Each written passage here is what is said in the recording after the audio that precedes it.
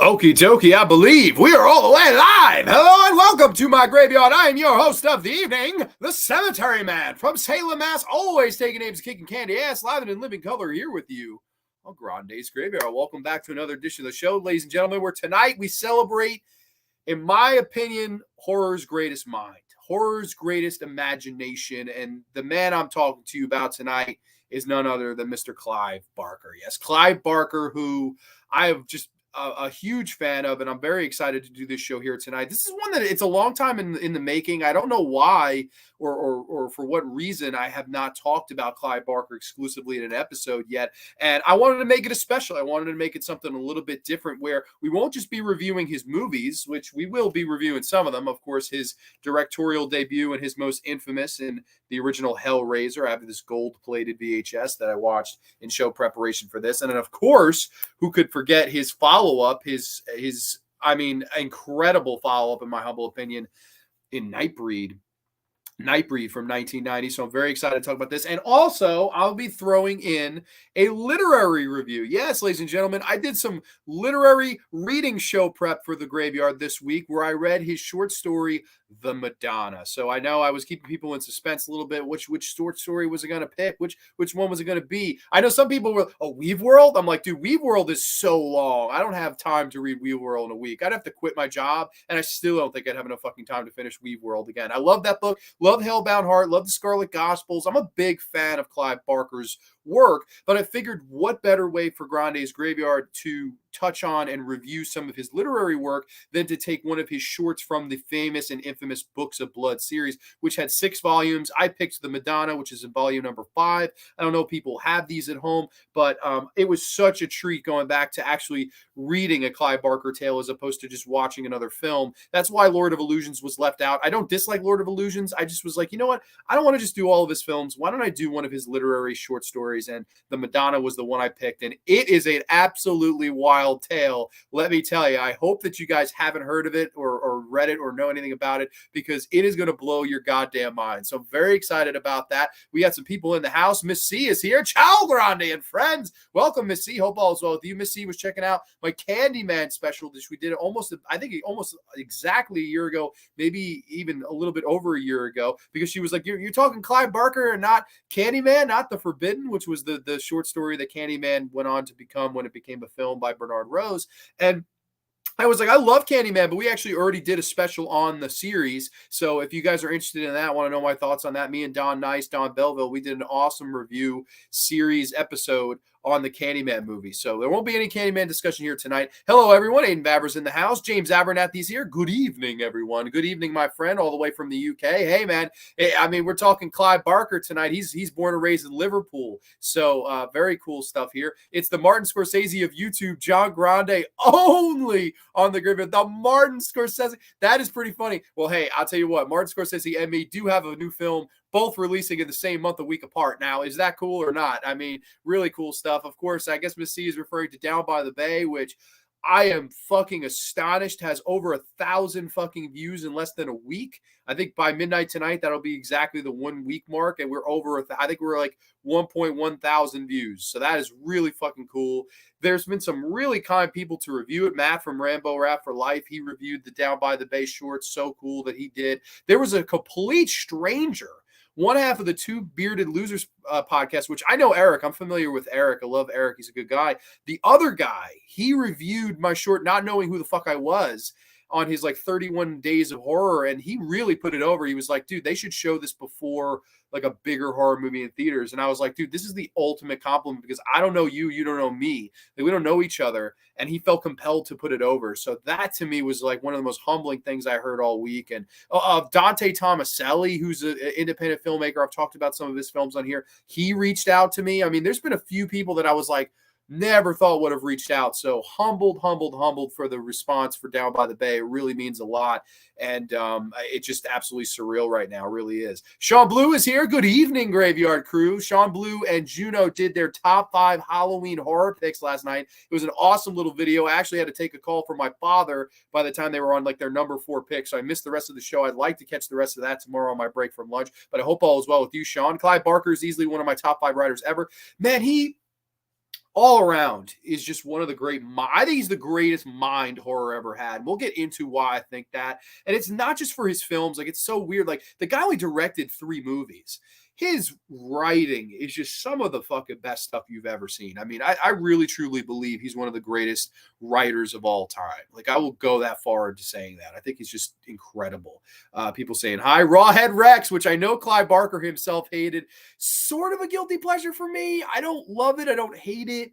I don't know. Rawhead Rex is middle of the road, but after hearing Clive Barker bury it, it like makes me like, but Clive doesn't like it. But again, I want to think for myself at the same time, so it's a weird dilemma. Not big on Lord of Illusions. I'm not either. To me, of the 3, it's his weakest of the films, so that's why I was like, I definitely want to do Hellraiser and Nightbreed, but I would love to throw in a literary tale from him. So that was really the big reason I did that. Ciao Grande, congratulations on the viewing numbers of Down by the Bay. Love Hellraiser 1 and 2. Hi to the entire chat. Mateo, always great to have you in here. Thank you so much for stopping by, and thank you so much for the kind words on Down by the Bay. It means a lot. You sent me a nice voice message the next day telling me to keep dreaming and continue to keep working. And man, I'm going to do my best to stay true to that. Thank you so much. I appreciate you joining here tonight. Let the sweet suffering begin. What's up, Graveyard fam? This is Mernzy's Movie Mansion, and he'll tear your soul apart. Yes, Mernzy's here. Mernzy sent me all the way from the Great White North of Canada some zesty, fucking cheesy Doritos, which they do not have here in New York. So we're going to try these son of a bitches before we go into the Hellraiser, into the Madonna, into the Nightbreed, into the Cabal, whatever the fuck you want to say. We're going to try these. We're going to pop my zesty cheese cherry only on the Graveyard. I'm very much looking forward to it. The Undead of Night, good brother Thomas here. Hey, John and chat crew. Welcome, my friend. Hope all is well with you. Let's see. Aiden Vabra. Nightbreed's director's cut is the only way to watch that film. That is true. That is easily the case. You do never watch that fucking OG cut, because I'll be honest with you, I'm not seeing the OG cut, but everything I've heard about it, I never ever will. And I know a lot of people that forever hate Nightbreed because of they saw the initial cut. Like my friend Billy Henry, I believe, falls under that umbrella. Like, there's a lot of people that saw that initial cut and just hate Nightbreed forever, which is a damn shame, because I think Nightbreed is a fucking great movie, but we'll get into it. We'll totally get into it. Thanks, Grande. Dude, anytime, man. You're Juno putting up great stuff. Hellraiser is one of the movies I recently watched when making an effort to watch horror movies rather than just watching stuff about horror. Really liked it. I really like it too, and I'm excited to get into it because to me it's such a 3-dimensional, some ways it's a 4-dimensional horror movie. Just has a little bit of everything in it. I really, really enjoy it. Let's see. Hey, Grande, loved the film. Russell, thank you so much, good brother. Hope all is well with you, Big Russ. I put Lord of Illusions over because I love neo-noir films. Okay, very cool. Hell yeah, buddy, enjoy. We're gonna pop the fucking zesty cheese cherry, all right? I'm telling you. Just before that, and I got, in honor of the zesty cheese cherry, we had to have a Pepsi wild cherry on this son of a bitch. Oh, wait, we don't want to get copyrighted only on the Graveyard. That would be something else. Grande watched a Miss C rant. Oh, she fucking, that's right. After Down by the Bay premiered, I got a video from Miss C ranting on the movie. It was very funny and entertaining and in my spirit. So if anyone hated Down by the Bay, by all means, feel free to give me your best Grande rant on it. I would absolutely entertain it.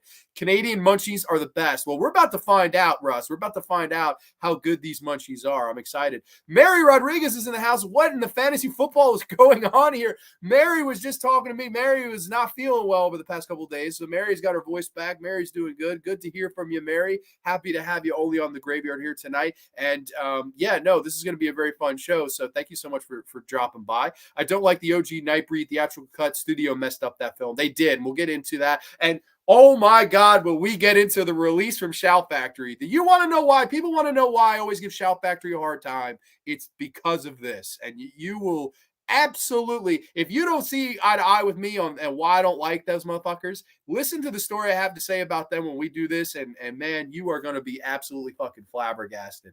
And also, I wanted to mention too, Mary said, oh my God, what the fuck? I was going to fucking say something. What the hell did you say? Mary downloaded the Jesse McCartney song from last week of the fucking shitty Halloween Town 4 that she was telling me all about. So I had to mention that. I was like, if anything positive came out of last week's Halloween Town show, it's that Jesse McCartney got another download of a shitty song. Texas THC is here. Hey, everyone. Senor Grande. Welcome, Mr. Texas. So everybody, I'm very excited to have you all in the house. This is going to be a very fun show to be talking all things Clive Barker, all things Cenobites, all things the people of the city of Midian, and all things the Madonna with naked, voluptuous women popping out of swimming pools and sucking off some beans. Tonight on Grande's Graveyard, we're talking all things Clive fucking Barker, and I'm very excited. But first, we're popping a cherry here. Thanks to Mernsy. So Mernsy, thank you so much. Everybody give Mernsy a little bit of clap in here, because we're about to get my zest on. We're about to get my zesty Dorito on. I'm going to have to take a waft, all right? This is not Gwyneth Paltrow's pussy, but, I mean, it's the next best thing. It smells pretty zesty. I don't know. I don't know if I can handle this. If I fucking fade a collapse, just tell my mother I loved her. Ooh. Oh, my God. The box. You opened it? We came. Very good, Mernsy. I like this. Oh, my God. This is fucking delicious. Now, this is fucking zesty. I may have to fucking cancel my show and just eat this bag right now, Margie. You're a bad influence, my friend. Wow. Those are absolutely fantastic. I'm actually going to have a couple more. What we got people saying? As they say at Hellraiser, we have such sights to show you. Slasher Fred, welcome, my friend. Slasher Fred, hope all is well with you, man. Let's see. Watch them taste like shit. LML. No, dude, these do not taste like shit. I actually really enjoy them. In fact, if I wasn't live right now, I'd eat the whole bag and cancel my show. But I think the show must go on. What do you guys think? Dude, do they have these in Philly? I've never seen these in New York. They're zesty cheese Doritos. If they have these in Philly, let me know. I've never seen them in New York. And he also sent me, I didn't bring it down, but they're avocado Doritos. Never even knew they were fucking existed. So those are a fact I know I've never seen, so it is what it is. Hey, Sean, see you tomorrow. Oh, cool, man. You guys doing a show together? That's pretty cool. But I'm sorry about this. Everybody, cheers. We popped our cherry, our zesty cherry. Oh, that's the best sound. Cheers, everybody. I love you guys.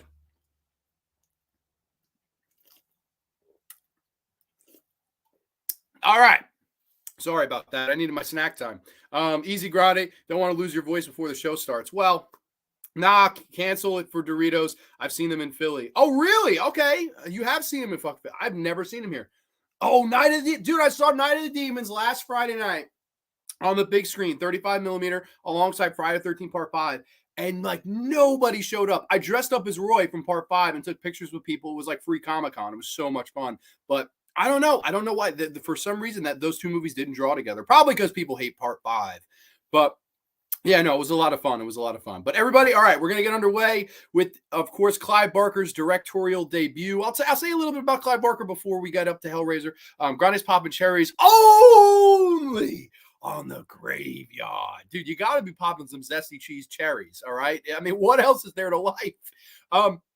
Let's talk a little bit about Mr. Clive Barker. Of course, Clive Barker, born and raised in Liverpool, England, who was this imaginer, right? Of course, he liked to participate in school plays when his middle school and high school would put on these productions. He liked to always be a part of the writing team or the creative team or anything he could do to help out. And it's there where he met the guy that he would go on to make infamous in the head Cenobite in this lead movie, but we would all go on to know him as Pinhead, which I'm rocking this Hellraiser 3 Hell on Earth shirt. We got him right in the middle here, Mr. Doug Bradley. Yes, Doug Bradley and Clive Barker, they met when they were in middle school, and they would do all these high school plays together. And also, same with the guy who played Butterball. The guy who played Butterball was also in their fucking school plays as well. I always forget his damn name. It's not Nicholas Vince. Nicholas Vince is the Chatterer, but the guy who played Butterball was also in these high school plays with them. And they would, of course, go on to try to open up their own theater company, and it would bomb and fail miserably. But Hollywood was taking notice of Clive Barker's writing at this time, and they started to adapt some of his scripts into feature-length movies. And basically what happened is they did a shit-ass fucking job with them. There was, of course, I want to get the names right here. Rawhead Rex was one of them. That's the one that a lot of people fucking remember, because Rawhead Rex was like the movie that after that came out, he was like, all right, enough of this. There was Underworld in 1985, which gets a 3.8 on IMDb. Then there was Rawhead Rex, which is a little better at a 5.2, but apparently Clive Barker was kept off the set. They didn't want any of his creative involvement. They just wanted his script, and then they mangled it, according to Clive. And he said, fuck you, fuck Hollywood. I'll make my own damn movie. And enter 1987. We get Clive Barker's directorial debut. we get his most infamous movie and definitely his most infamous contribution to the horror genre, because everybody remembers this movie when they see it because it truly is one of the all-time greats. This is Hellraiser. Hellraiser in the third heat. Gotta love some Hellraiser here on Grande's Graveyard. I got this awesome gold-plated VHS cassette tape, which I have just absolutely adore. I have the first 4. Unfortunately, I have part 4 on fucking VHS, which I should just take a monkey shit on that and break it into a million pieces with a bat. But I digress. Hellraiser, let's do a brief plot synopsis and we will jump right in. A woman discovers the newly resurrected, partially formed body of her brother-in-law. She starts killing for him to revitalize his body so he can escape the demonic beings that are pursuing him after he escaped their sadistic underworld. Yes, Hellraiser. This was a movie that was unlike anything that was coming out at the time of the genre. This was 1987, and after 1985, horror started to get a little bit goofy. Like 86 to 89, the genre doesn't have that many serious horror movies to offer. The vibe of the genre was really changing, and then you get this movie right smack in the middle of 1987 in Hellraiser, and man, to me, this should have been a game changer. I really, really, really wish that this movie had spawned ripoffs. I know that sounds odd. What, you wanted ripoffs? Yes, I do, because I think the genre would have been much more interesting at this time had Hellraiser been ripped off more and had this movie kind of spawned or I guess expanded the genre to people being like, let's try to do Hellraiser. Let's try to fucking rip that movie off. I that's what I always felt. I always felt that's what this movie should have been. But it was completely different at the time, and that's why I love Clive Barker. Clive Barker, there's slasher movies going on around this time. I mean, listen, Freddy was, just about to really, really hit it big in 1987 with Dream Warriors. Of course, Jason was still running strong going into 1988. Michael Myers was about to return in 1988. It was all about slashers. It was all about franchises. It was all about same shit, different day. Look, how can we rehash this? How can we milk this cash cow more? And in steps Clive Barker to tell a story about the horrors of sexuality, about sadomasochism, about all of these dark desires that we have inside ourselves that we're maybe a little bit uncomfortable to share with the world. I feel like this movie is about the horrors of sexual desire. Because here we have Frank, the lead character in the beginning of the film. What is your pleasure, sir? He gets the puzzle box from this man for a large sum of money because he has had it in his life. He's had it up to here. He's experienced wonderful orgies. He's experienced the ultimate pleasure. But what happens when you taste the highest pleasure? What happens when you have hit the perfect 10? You can't break the scale. There is no 11 when you found perfection. And he is this person who's sexually frustrated in his life and looks for in this puzzle box a sense of something to break the scale, to go past 10, to go above and beyond the sexual frustration that he's feeling. And instead, he's teared apart with all these hooks and chains. And it's an amazing practical effect, even to this day, especially on this VHS, because I know it's like watching a movie with sunglasses on when you watch a VHS tape. And this VHS it's been through the ringer. It has. It's an elderly VHS. But it still works. It really does. And I know that at Arrow's coming out with that 4K quartlet fucking box set. I'm not interested. I really am not. I hate the fourth movie. I can't see buying the fourth movie. I really can't. But this movie right here is just absolutely sensational to me. Of course, after that happens, we move in with Andrew Robinson, who on here it says Andrew Robinson from Cobra, which I always thought was kind of funny. I really like the actor. I know that James Abernathy was telling me he really likes Anthony Robinson. He's awesome. I really like Anthony Robinson. And of course, Claire Higgins, they're this couple that move in, and we see that Claire Higgins' character, not unlike Frank, is also very sexually frustrated. She is living with this man who is very, I don't want to say a bitch, but very feminine. Like he cuts himself. I can't look, very not masculine. He's not a man's man. I don't want to call him a bitch, but he's not a man's man. He's just not a man's man. But she's frustrated too. And it's through her daily life and daydream sequences where she remembers Frank. She remembers having this voluptuous, sexy, steamy, hot affair with Frank. And she yearns for that life. She yearns for the excitement of cheating on her husband with his brother. And, experiencing that, and they have some of these flashbacks where he's saying it's never enough. I'm never satisfied. I think I am. I want to be, but he's never able to hit that sexual pinnacle in his life until he tries to find the puzzle box, which tears his soul apart. And of course, that's when Pinhead and the other Cenobites come out, who have really made their impact on the genre. That's the thing that everyone remembers from Hellraiser is Doug Bradley right here as the lead Cenobite, as Pinhead.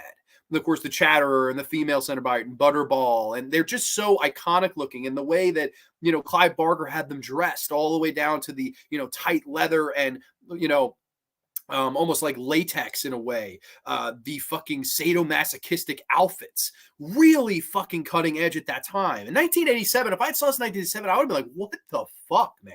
This is like a movie for a teenager in 1987. Be like, holy shit. Like, I am sick to death of all this, that, and the other. Give me a little bit of this. Let's raise some fucking hell with Clive. And that's what Hellraiser is. And of course, we're introduced to Kirsty Cotton, who's played by Ashley Lawrence in the film. One of the most beautiful women that has ever graced the fucking big screen. Just a gorgeous lady. And from what I hear, is one of the nicest human beings on the planet Earth. If you ever have a chance to meet Ashley Lawrence, do it, meet her. I wish she would do a convention by me, because I've heard she's the nicest human being in the world. She plays Kirsty Cotton, the daughter, in this movie. And she does a really good job. She's really kind of not the lead in this movie until the end. It's just kind of like they pass her the baton. It's like, okay, you're the final girl now. Like, okay, carry the rest of the picture. Most of it's Claire Higgins. And Claire Higgins does a great job. Claire Higgins is not a woman that I would say is necessarily attractive or MILF-like. She has a really shitty haircut, in my opinion, but she sells it, man. Her performance to me is tremendous. I love her performance in this, because you really see the horrors of a woman that is just fed up. I'm not sexually satisfied. I'm miserable in this life. Everyone's smiling with their rosy fucking cheeks around my dinner table, but I want some fucking hardcore sex with your brother who fucking decided to grab a puzzle box and died on my candy ass. I feel her pain. I feel her desire. And I think that's why Hellraiser works. It's all about the deepest, darkest sexual desires that we have within ourselves and want and lust for. And it's just a masterpiece. It really, really is. You have, of course, Anthony Young, who would go on to do, if you're a fan of these movies, I am a huge fan. I'm very nostalgic for him. The Spider-Man trilogy, of course, Spider-Man 1, 2, and 3. Anthony Young does the score for those. And I hear a lot of the second Spider-Man movie score in this. You have the it's very soft, but Anthony Young just really captured the vibe and score in this movie. I really like it. And you can totally tell it's him when he went on to do the Spider-Man movies. It's very, very similar score, and I think it really works. It's so cool to see, where he started as to where he would go with this particular movie. But let me not neglect the chat any longer. I'm sorry. Sometimes when I get on a roll, it's hard for me to stop. So let me fucking go back. I'm sorry. Love getting high in the graveyard. Yes, man. Hey, man, we're in Midian tonight. This is not Grande's Graveyard. This is fucking Midian, baby. And I'm very happy to have you all with us.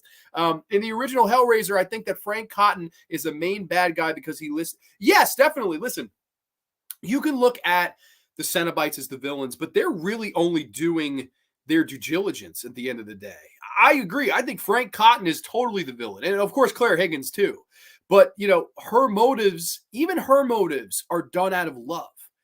And that's what I think scares me so much about this movie. Like, it begs the question, what would you do for someone you love?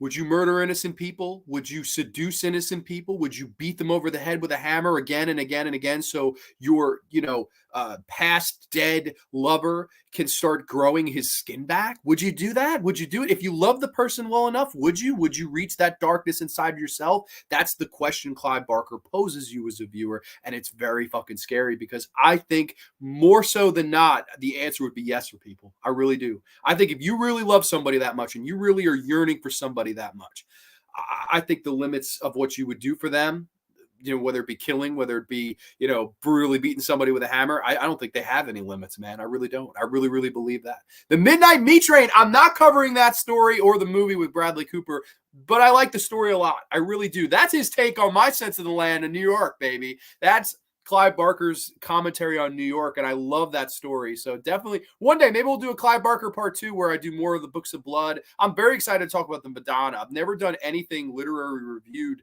on Grande's Graveyard. Wasn't expecting a Motorhead cover of on the Graveyard. Hey, buddy, man, we're full of surprises here.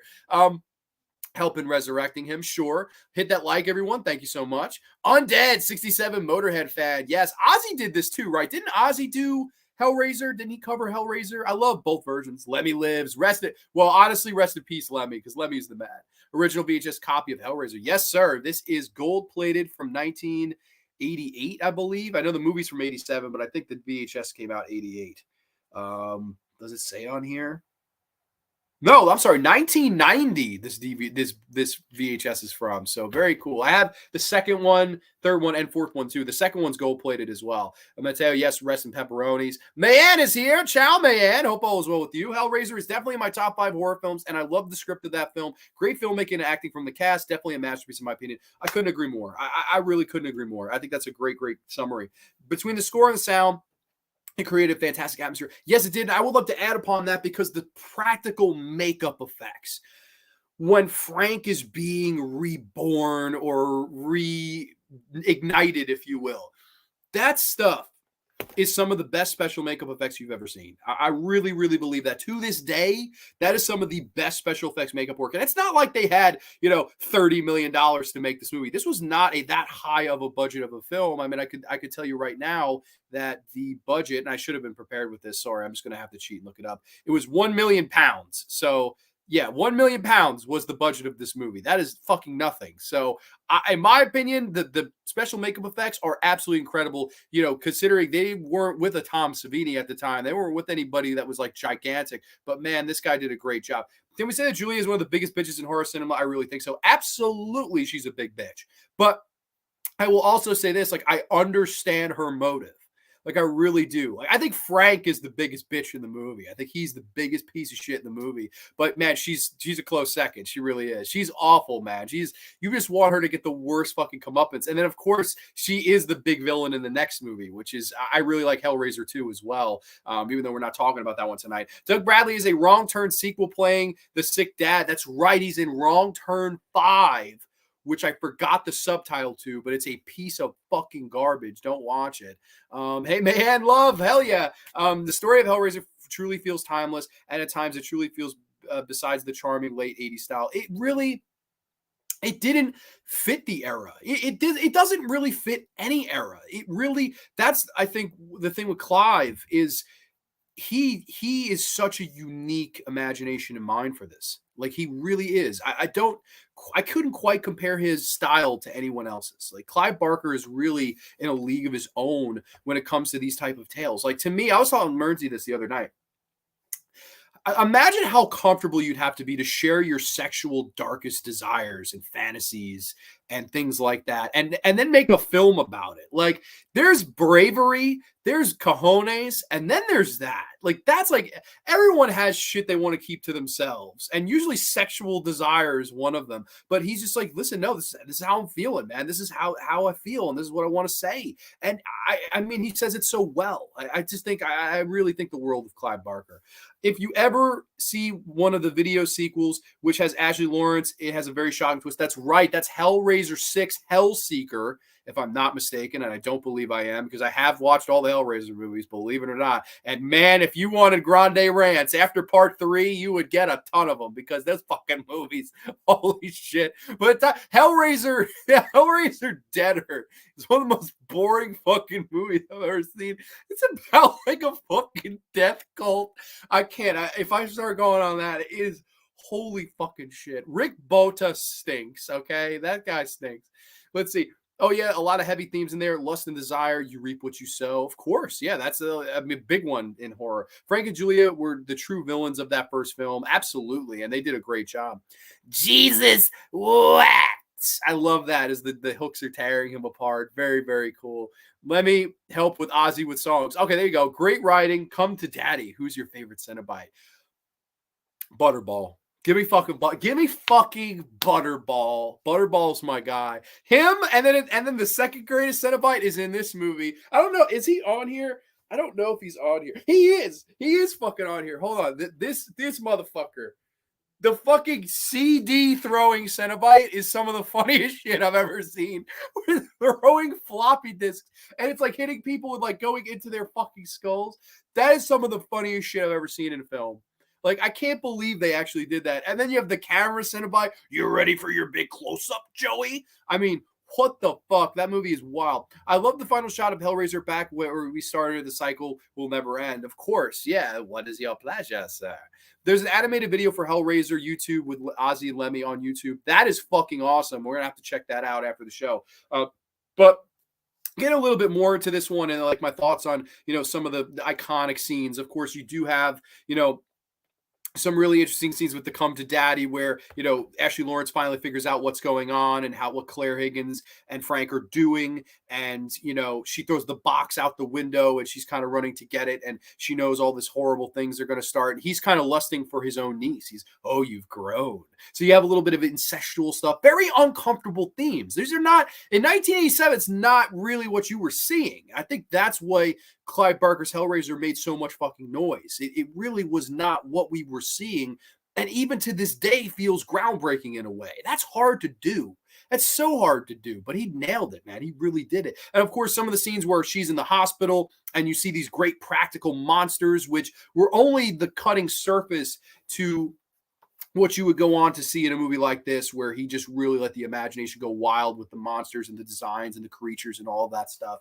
This movie, it's only hinted at, but you do get some very fun practical monsters in there. That big one with the arms that kind of they put on a dolly and just pushed it towards the camera. I thought that worked. I liked that a lot. I love the finale where the Cenobites, encounter her and, oh, we have such sights to show you. And even with the 5 minutes that Doug Bradley's on screen in this movie, because I think it's less than 5 minutes. I think somebody did the math a few years ago, and it's less than 5 minutes that this guy's on screen.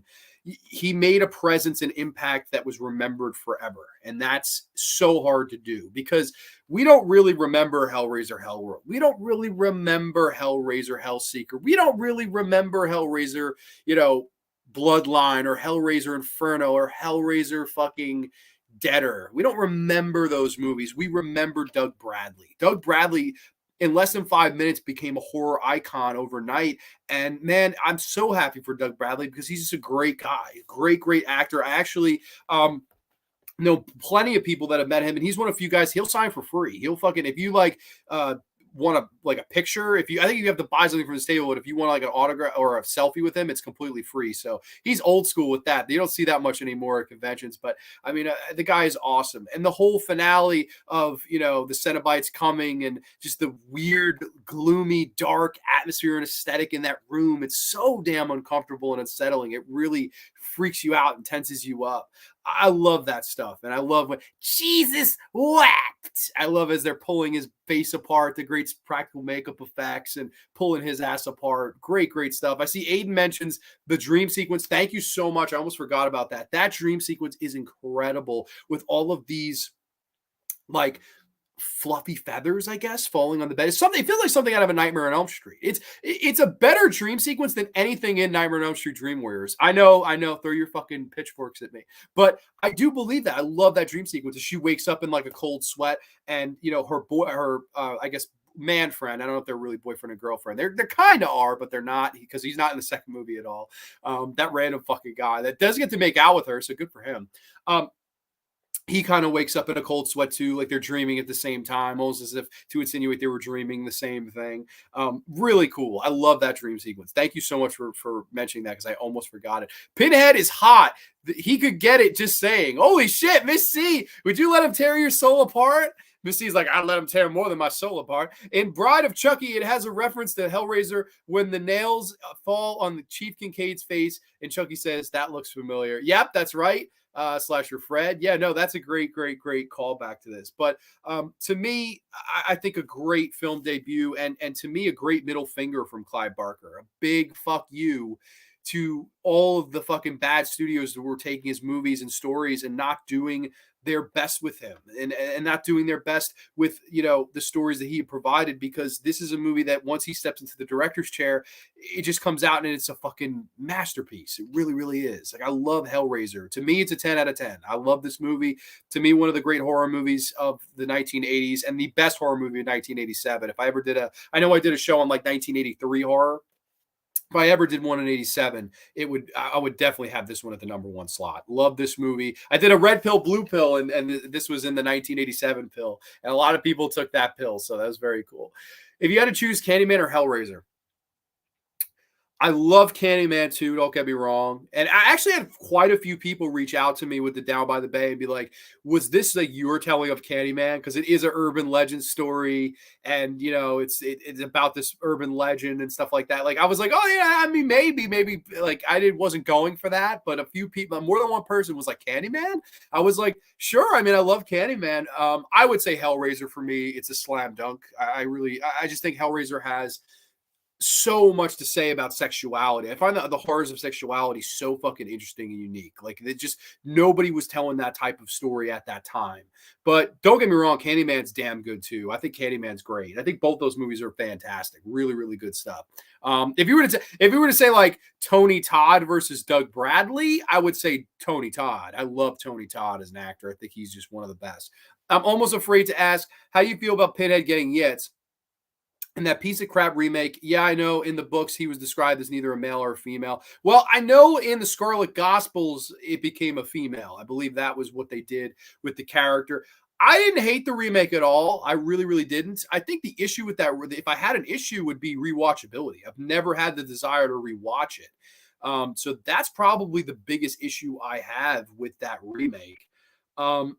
I didn't hate it at all, though. I really didn't. And I didn't hate the actress that played. I didn't at all. I really did. I don't know. I didn't hate it. I don't have any bad vibes for that new movie. I think it's better than Hellraiser 4 through 10. I'll take it over any of those movies from 4 to 10. I think the first 3 are the best, and then the newest one I thought was passable. I really did. Speaking of Elm Street, Kim Myers, that's right. She's in a lot better sequel in Elm Street 2 than Hellraiser 4. I'll just go ahead and say that, because Hellraiser 4 is a piece of shit. And to me, it's where that series just completely died. In one movie, it just completely died. 3 timelines, 1 movie, 0 fucking shits given. I hate that movie. Hate it. Hate Hellraiser 4. I think it's got to be in my bottom 3 Hellraiser movies. Hate it. It's the worst one that ever went to a theater, I'll tell you that much. But moving on from Raising Hell and into something of a completely different color. For the first time ever on Grande's Graveyard, we're going to review a short story. Yes, a short story written by the master of the macabre, Mr. Clive fucking Barker. And in this short story, we have some crazy shit going on that only Clive Barker could do. So why the hell not do a brief plot synopsis again of the Madonna? A man named Jerry is trying to talk a local shady businessman, Ezra Garvey, into financing the redevelopment of an old swimming pool complex. However, the swimming pool has some mysterious inhabitants in the form of nude teenage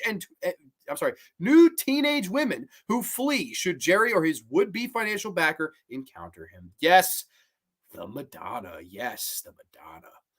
Holy freaking shit. I was sitting here trying to figure out, I was like, which Clive Barker short story do I want to cover? Because I'm going to do 2 movies. I'm going to do the Nightbreed. I'm going to do the fucking Hellraiser. But which short story? And Midnight Meat Train came to mind. The Yattering Jack came to mind. Some of the more popular ones came to mind. Dread. I love all of his short stories. I'm a big fan of the Books of Blood series in all 6 volumes. But this story, I was like, this one needs some light because nobody fucking talks about this shit, man. And it is the Madonna. I love this story. It tells the story of these 2 men. One of them is like this, he considers himself to be a so-called ladies' man, and the other guy is kind of a little bit more humble, but they are trying to, like I was saying in the plot synopsis, repossess this type of swimming pool. So they go to the site, they're taking a look at all these swimming pools, they're making their fucking estimations and charts and numbers and things like that. And all of a sudden, a beautiful fucking woman pops out of the pool and starts like trying to seduce them. And they're like, who the fuck are you? Like, what the fuck's going on? And they sit down with her, and then basically, some sexy, sensual stuff happens in this. And it's with the man's man guy. And of course, he has some, voluptuous, hardcore, rough sex with this mysterious lady that came out of the pool. And the next morning wakes up and finds himself to becoming a female. Yes, ladies and gentlemen, he switches genders from male to female overnight as he starts to grow lady parts, and he has lost his PP and has grown a fucking VV, and it's fucking crazy. And I was like, holy fucking shit, this is crazy. I have to share this on the fucking graveyard. Only on the graveyard. I just thought it would be fucking crazy. So that happens, and this guy just disappears. They think he's left for dead. And the other guy goes back. He's like, what the hell? Who was this lady? What's going on? And some of the literary, you know, themes in this are just so fucking crazy. Like, he goes back and sees this fucking insane visual where you have the Madonna, who's like this lead monster lady, and she is spawning these fucking creatures. Like, she's literally just standing in a shower, fucking spawning creatures. And all of these fucking new teenage women are nursing these fucking creatures with their yits. There is some fucking monster fucking nursing with yits in this story. I shit you fucking not. Only Clive, man. There's only on the graveyard. Then there's only with Clive Barker. I mean, it's fucking crazy. And he's like, what the hell's going on? This is fucking crazy. I've got to get out of here. He goes to get out, and he kind of sees one of these ladies that he finds attractive. And of course, same thing happens. She kind of lulls him in. They have some hardcore, rubbed, torrid sex. And in the morning, the same thing happens. He starts becoming a woman. He grows yits. He has a fucking vajayjay, and he goes outside and he sees that all the pools are draining. And the center one is where the Madonna comes from, and all these creatures and naked women and shit. He goes, looks in, sees it's draining, and has this kind of, confrontation, self-confrontation with himself. Do I go and live in the real world as a woman, or do I jump down into the Madonna I guess from what I got from the story, die. I guess he jumps down to the Madonna and dies. I thought you also, in theory, he goes down there to live with these fucking things and fucking maybe become a hot teenage girl himself. Maybe that's what he's becoming. I don't know. It's not really ever said, but I think it's such a brilliant story. And it's a big reason I wanted to discuss it here on the graveyard, is because of what it had to say. Here's a story that is talking about at the beginning, a man's man. Ladies love me. I'm Mr. Macho Man. I'm Mr. Masculinity. And he finds this hot woman that comes out of a pool, like something in a fantasy, like something in a dream, has sex with her, and becomes the very thing that he almost looked down on, thought lesser of, in a lot of ways was misogynistic about, and in a bad way. And of course, now seeing that he's a woman, dies. And I think it's a big commentary on, men being treating women unfairly, and men feeling that they are fucking better or superior, or all of these things. And could you live as the thing that you mock? Could you live as something that you have diminished your whole life?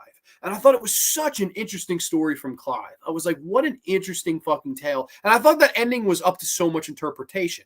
Does he jump down into the Madonna to die? Does he jump down in the Madonna because he cannot face being this other gender in the real world? Why? Just why? It's a wild tale, and I don't know quite what to make of the ending. I always thought, when I first read it, I thought, totally he goes down there to just live and be one of these creatures, and then maybe they spawn in other swimming pools and fucking pop out as hot teenage girls and convert these people into women to nurse these fucking babies that come from the Madonna. I thought that was logical, but apparently for most of the fucking shit I've read about people's analyses or reviews or whatever the fuck, because I always like to hear, when I see something, I like to hear what somebody else has to say. I'm weird like that. A lot of people like, he goes down there to die because he can't live to be a woman. I'm like, maybe that's true too. Maybe that's like the whole reason, the whole point. But either way, I thought it worked for a very effective horror story that really made you think. A good body horror story, but still keeping those same sexual, uncomfortable themes that I would never want. I mean, that just sounds horrifying to me. Like, okay, you're going to bang this hot chick, but then you're going to wake up a woman. Like, what? And then you have to fucking decide, are you going to hop in the swimming pool with a bunch of these other women and creatures? Or are you going to go back into the real world and be a fucking woman? Fucking crazy. But man, I think in a good way. I really, really like the story. Let's go back to comments though, because I'm very curious to hear what people have to fucking say about this shit, because I'm sure people have not read this. Color me surprised, you rarely like remakes.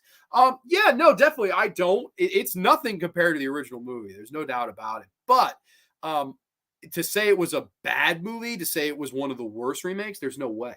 I mean, we live in a world where The Fog was remade. We live in a world where Freddy Krueger was made into a preschool gardener. And for a 45-minute angle of your hour and 30-minute piece of shit film, you were trying to convince me that Freddy Krueger was innocent. And there's a fucking horrible CGI recreation where Freddy fucking jumps out over the bed and it looks like a bunch of CGI fucking bullshit from the Scorpion King. That we live in a world where The Last House on the Left was remade and the fucking women are brutally attacked with all their fucking clothes on. And the lead girl lives. I'm Mary. I lived. I'm a swimmer. She's a swimmer. She's a fucking swimmer. She swims to fucking glory instead of walking defeatedly into the water. Now you're all alone. Getting shot by the greatest villain in Wes Craven's fucking filmography. Get the fuck out of here. That is not one of the worst movies. It's just not. At least they fucking gave a shit about Clive and they tried to tell that story with all of the themes and sexual desire and, you know, addiction and all of these things. Like they tried. It worked. It's not a bad remake at all. Hellraiser 1 and 2 are the true films in that series. I was shockingly like Hell on Earth. I fucking really like Hell on Earth too.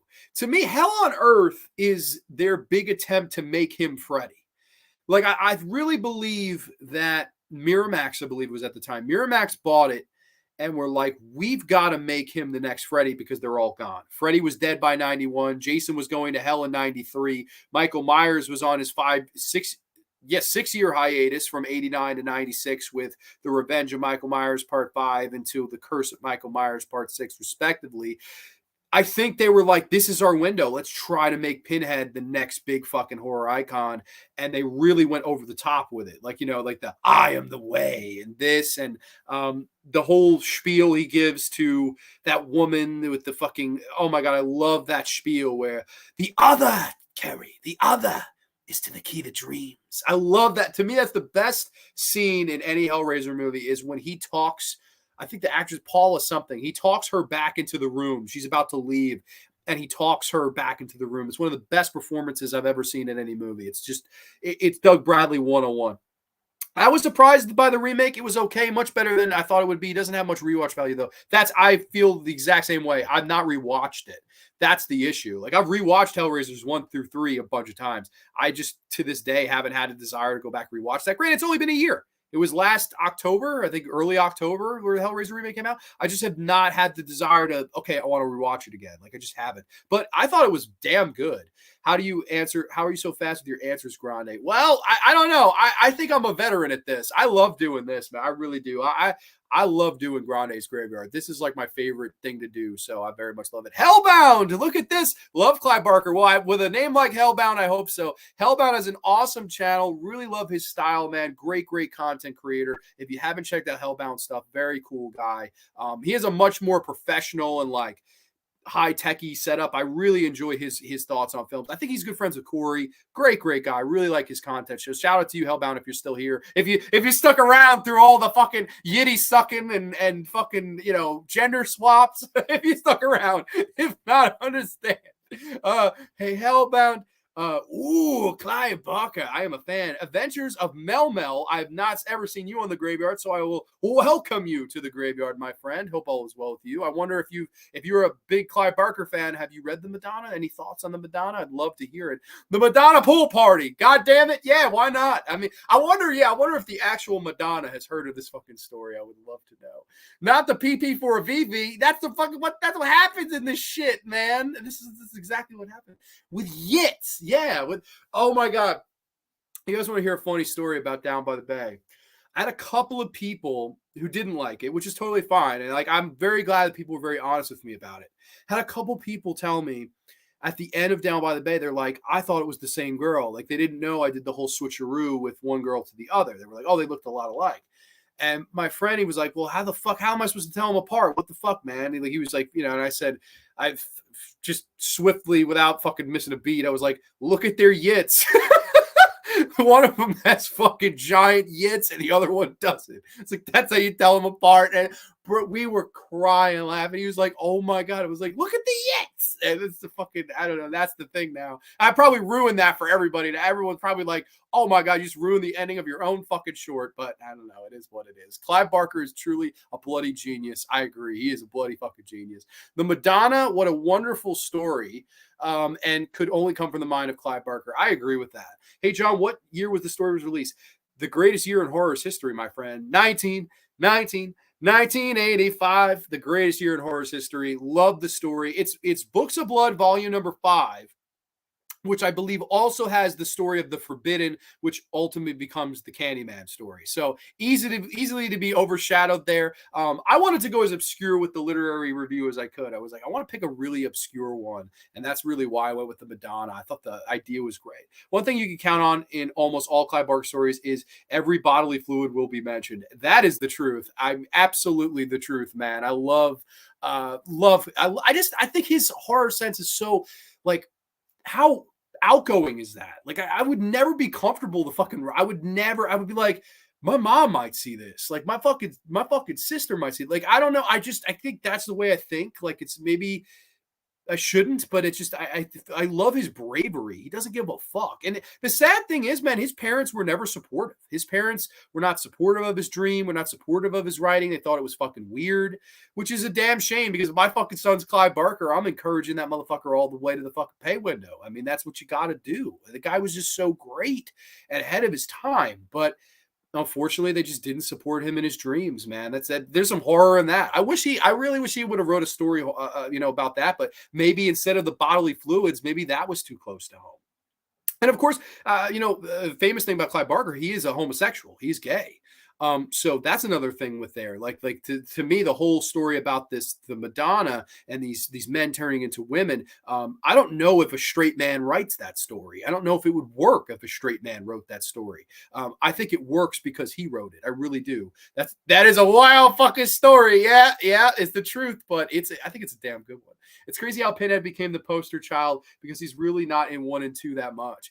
Well, yeah, it's true. And then I mean, my guess is that Miramax was like, holy shit, we'll buy the rights to this and we're just going to go for it. And that's really what they try to do. I really think they tried to make him Freddy Krueger in that movie. And most people hate it because of that.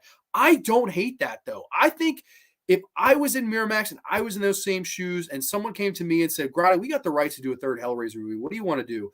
I think I would have done exactly the same thing. I really, really do. Like, I know people bash it and say it didn't work for Hellraiser. It got too far away from what Clive was trying to tell. And it became too mainstream. And it really wasn't about the horrors of sexuality. It was more about, making him a one-liner guy. Listen, it worked for Freddy. I don't see why you wouldn't try it here. I don't know. Honestly, if I was in their shoes, I would have done the same fucking thing. Just being honest. Very nice of you to say. Thank you. Appreciate you. Keep up the great work, buddy. Dude, you too, man. Thank you so much. I appreciate you tuning in tonight. I'm appreciative of another hellbound guy in the house, another Barker fan. Although slightly off topic, as an example, the first Alien has clear sexual imagery. I think we also have to be careful not to view older movies through modern lenses. Your points were great, though. Thank you. No, hey, I agree. I just think, again, if that came out now, I do think it would be. I think the modern lenses would ruin that story. I do. I think there's so much more to say than what society would kind of view it as now. I think it's just so interesting. Like, again, what a great setup. Like, I love the setup, just like the simplicity of it. Like, swimming pool where all these beautiful women come out of. You had me at fucking beautiful women. You had me at swimming pool. You had me at hello. Like that setup is great. Like, I want to know what happens. And it's never been, to my knowledge, it's never been adapted. I don't know why. I really, really think it should be adapted. And knowing, like James said, modern lenses, they would eat that story alive to bury men. They really would. But that's society now. It is what it is. Yeah, that story sounds incredible. Def, check that out. Yeah, highly recommend, man. I read it Monday night and I just loved it. I was like, this is fucking, I want to talk about this. For being 1985 ahead of its time, it gave me a bit of the Brood vibe.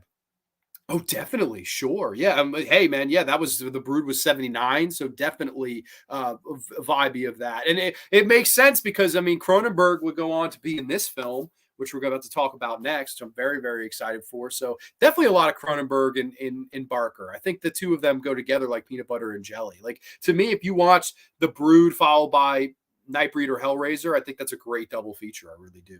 James, I agree. The Brood, a Canadian classic. My favorite Cronenberg movie next to Videodrome. It's those two. It's Videodrome and The Brood are easily my favorites from him. But as far as the Madonna, I would give the story like an 8.5 out of 10. I think it was really, really interesting story. The one that I highly recommend if you're a fan of literature and Clive Barker literature and that. But let's move on to, of course, Clive Barker's second movie, and a movie that almost has more controversy and insanity than people even remember the movie itself. And not even just with its theatrical release, but also with its Blu-ray release. In my opinion, this Blu-ray release has the craziest fucking story of all time behind it. And it is the biggest reason why I don't like these motherfuckers at Shout Factory, and I never ever will. No matter they do some good work. I'm not trying to bury them. I mean, listen, hey, they put out The Burning. They put out fucking Sleepaway Camp 2 and 3. They put out some movies I really really enjoy and given them very good special editions. I don't mean to bury them, for that, but for this fucking thing, yeah, they deserve the buryment, and we will get there. I don't know how I should structure this because it's like there's the controversy of the fucking making of this movie. There's the controversy of its physical media release, and there's the fucking movie itself. So I don't know how to. It's like three fucking things with this one movie that I really want to cover. So I don't know. I guess I don't know how we should cover this. I don't know how I should fucking structure this. Maybe I should have done this before. Big James Woods fan, dude. Absolutely, me too. Yeah, Grande is right about Nightbreed. Yeah, no, for real. This is a crazy layered movie. Hey everyone, I'm not a Clive Barker fan. I don't understand why so many people like him. Mikey's Mortuary, welcome, my friend. Hope all is well with you. Well, hey, no problem, man. It's all about taste. It's all about fucking what we like, what we don't like. But I appreciate you stopping by and tuning in. Let's talk. Let's review the movie. Let's talk about the backstory of the movie after that, and then let's talk about this fucking physical media release because I feel like maybe that will be the best way to go through this. But I mean, it is what it is. Let's get through it here. Brief plot synopsis of this one: a troubled young man is drawn to a mythical place called Midian, where a variety of friendly monsters are hiding from humanity. Meanwhile, a sadistic serial killer named Decker is looking for a patsy. Yes, Nightbreed. Wow. It's just nothing. Just one word is wow. I mean, and I do prefer this cover art, by the way. I don't. This is. I don't know. Nah. Fuck you, Shout Factory. Wow. So this was his follow-up to Hellraiser, and I mean, if I had been alive at the time, the hype I would have had for this movie would have been through the roof. This is the guys who made Hellraiser. This is his next movie. This is his follow-up. I cannot fucking wait to see this movie. Like it would have been an opening night. I would have been at the fucking theater, just like cannot wait to see it. I really, really, really would have been there to support it. Now, unfortunately, I would have been gravely disappointed because the initial cut that was released in theaters, the hour and 42-minute cut to be specific, not this 2-hour director's cut here, and not to be mistaken with the over 3-hour long Cabal cut. There's 3 different fucking long cuts of this movie. We'll get there. There's a lot of baggage. So fucking get your popcorn, get your fucking Papal, get your zesty cheese Doritos, and pop some cherries on the graveyard tonight because this is a fucking story and a half. We're gonna be here for a while. Clive Barker's vision of this couple who, of course, you have the lead played by Craig Sheffer, who would go on to be, funny enough, in Hellraiser Inferno, Hellraiser Part 5, directed by Scott Derrickson, which is what everyone remembers from that movie is his good direction, but the movie itself, for the birds, in my opinion. He and Anne Bobby's character, they're this couple, they're very much in love, and, of course, he has this therapist played by none other than David Cronenberg, who plays Dr. Philip K. Decker, which is totally an homage to Philip K. Dick, who wrote, Do Androids Dream of Electric Sheep and all these wonderful, science fiction novels. I studied Philip K. Dick a lot in college. That was a big writer. I studied a lot of Lovecraft, studied a lot of Shakespeare, studied a lot of Philip K. Dick. And that name, Philip K. Decker, it's totally the homage to him. I believe the lead character in Do Androids Dream of Electric Sheep's name was Deckard, if memory serves. So that's pretty crazy. So you have him meeting him, and then basically you are introduced to this world of Midian, which is this like underground graveyard society of all of these monsters who were outcasts and not accepted in society. And if they go outside at certain times, they can turn to dust. And the amount of, you can see here all these monsters, the amount of creative practical effects to create these different monsters and make them all feel so awesome. Um, just incredible. I love, love, love all the designs and practical makeup effects in this movie to make these monsters stand out. And to me, the ambition that Clive Barker had for this and the imagination he shows in this movie is off the charts. It's really some of the best stuff I've ever seen. It's truly sensational what he was able to do with these monsters and how each one of them feels so significantly different, whether it be, you have this guy who has the arms that come out of his belly. You have this lead guy, that's Nicholas Vince, that's the guy who plays the Chatterer. You have the guy who plays Butterball is one of them. He's like this, you never recognize him because he doesn't have the fat suit on. I love all the creature effects. And of course, David Cronenberg's character is not the greatest guy. He's this kind of creep with this iconic mask. I love, do they have the mask on here? They do not. They don't show I don't think anywhere on here. But he has this iconic mask with the two button nose eyes and just a little bit of a whole zipper on the side where he can talk. The Deckard mask is so fucking creepy. To me, it's amazing he didn't become a horror icon. Like, it's so memorable and creepy. And I've never seen anyone cosplay as that. Like, I think they should. I really think they should. I love that fucking design for him. He kind of tricks Craig Shepard's character into being killed at the cemetery. The fucking cops blow him away. He has a gun! They blow him away, and they're fucking, doing the autopsy. And of course, he, comes back to life and goes to the town of Midian and Cabal and all of these things. And we learn about, the Nightbreed and all these people that live in the graveyard, and it's really wonderful. I love the imagination here. I think it's just such an interesting story where the monsters are really the good guys, and the good guys or the humans, I guess, the people that are, push these people to this society are the evil monsters, if you will. The monsters are good, and the monsters are really the humans in this. I loved that. And really what's sad is, and I see somebody mention Morgan Creek, which is the piece of shit studio of Fox, which is, the owner of Morgan Creek, and Morgan Creek is like a subdivision studio there. They didn't get that. They were like, "With the monsters are the good guys," and Clive Barker was like, "That's the fucking point." And they were like, "Wait, what?" Like, they didn't understand. They didn't get it. They completely didn't get it. They were like, "Monsters? Oh, they're gonna kill people, right?" And Clive Barker's like, "No, they're the fucking protagonists." And they were, "What?" So there was a big disconnect. So I guess we could get into a little bit of that, because that's really what people remember about the movie itself, which, it is what it is. Of course, Clive Barker, had this vision and had this great 2-hour cut of the movie that he wanted to present to the world. And of course, once Morgan Creek stepped in, Morgan Creek dabbled in it and reshot a lot of it and cut it to shreds, and unfortunately decided they wanted to promote it as a slasher. And if you don't believe me, all you have to do to see how much they didn't know about this is look at the original theatrical poster, because it's one of the most misleading posters in the history of horror cinema. And I'm going to show you right now what it looks like, because they marketed it as if it was a slasher film. So let's share the screen here.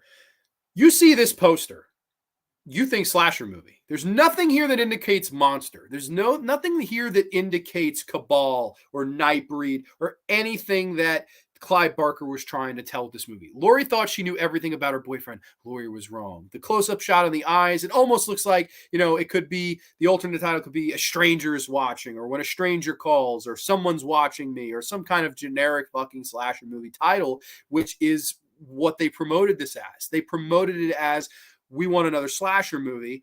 And that's how they tried to sell it. And it didn't sell because that's not what the fucking movie is. That's like promising pizza and then delivering, we got this fucking gluten-free pizza with no cheese and light fat-free sauce. And people came in and they were fucking pissed. And they were like, what the hell? And they cut the movie, unfortunately, to shreds, to beyond recognition. And Clive Barker was very upset when he saw the finished cut. Of course, you do have Doug Bradley, who plays, of course, the iconic Pinhead Cenobite.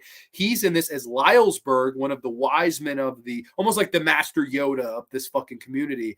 They fucking dubbed over his lines. Doug Bradley, one of the great iconic voices, will tear your soul apart. Everyone loves Doug Bradley, and his fucking voice is the main attraction to why that actor is great. And they dubbed over his lines in the hour 42-minute cut. Absolute fucking insanity. Could you fucking imagine being there? Oh, I work for Morgan Creek. This fucking Clive Barker guy and this Doug Bradley guy. Okay, get somebody else to do the fucking Doug Bradley lines. This guy sucks. Did you fucking imagine that? It's never been revealed why it was done. Doug Bradley said he wants to believe that they just didn't want to pay him to do some extra ADR. I don't fucking know about that. I don't know if that's the case. I really don't. To me, the way they butchered this fucking movie to what we get with this director's cut, I don't know if that's the case. I think my guess is they were probably like, he sounds too fucking English or so. I don't know. I don't know why, but that's what I think. I really think this was a bunch of dumbasses that didn't know what the fuck they were doing and just said, you know what? No, have somebody else do it. And I've never heard the dubbing of Lylesburg of Doug Bradley, but holy shit, I could not fucking believe that, man. I really couldn't. Let's go back to comments though, because I'm sorry. Again, I neglect you guys for far too long, and we still have a lot more to go here for this fucking movie. So, like I said, fasten your seatbelts.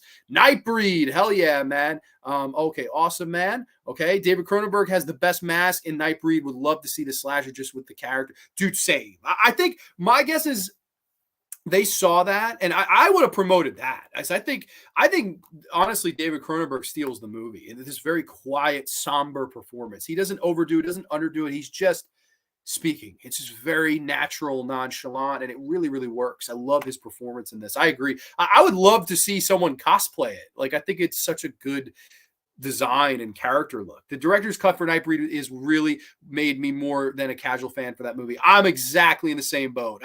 I went from, never wanted to watch it because of all the horror stories I heard about how they butchered his movie to hearing the director's cut. What the hell? And then getting this Blu-ray. Granted, there's a story of how I got this Blu-ray. I never paid them any money because at the time I was fucking pissed at them, but we'll get there. It's funny with Morgan Freak. They had no faith in the vision with their directors/authors, yet they did the same thing with William Peter Blatty on Exorcist III Legion, which Exorcist III is a great movie. But yeah, that's right. That's a very, very good point. Highly agree, Mernsey. Absolutely. Boo. Absolutely. Yeah, man. King Gore is in the house. What's up, Gory Corey? Yeah, you're definitely right about that. Exorcist 3, Tom. Authors. No worries. I gotcha. Decker's look in Nightbreed is pure nightmare fuel. It's so good. He's so creepy in the role. How do you kill them? What? How do you kill them? I love when he's trying to get the information on how to kill the Nightbreed. How do you all getting ready for that nice rainy day of work? LOL, bring on Friday. Nightbreed finally won me over this year. Director's cut is fire. I agree. It's the only way to watch the film. It really is. Congratulations, Grande. I noticed that you made the 700 Club on the road to 1K. Woohoo. Hell yeah. We're going to get there eventually. 750 is the next milestone. And then 1,000, baby. Very much looking forward to it. Probably going to take another year or so, but very much looking forward to it. And I'll tell you this, I'm much more happy Down by the Bay hit 1K as opposed to subscribers. I don't give a shit. That hitting over 1,000 people, over 1,000 people fucking clicked on that. Well, maybe not 1,000 different people, but 1,000 different times it was clicked on. That's, the ultimate compliment. Good to see you. Appreciate the director's cut. Oh my God, of course. Yeah, exactly. That poster just doesn't work. It doesn't sell this movie. I'm surprised that Morgan Creek ever got anything accomplished, but it's also obvious with how long they were around, which wasn't very long. Exactly. Yeah, that's a great point. They just didn't get it. They just, I don't know. And maybe they were the wrong people to distribute it. Maybe they just, didn't understand what made Clive.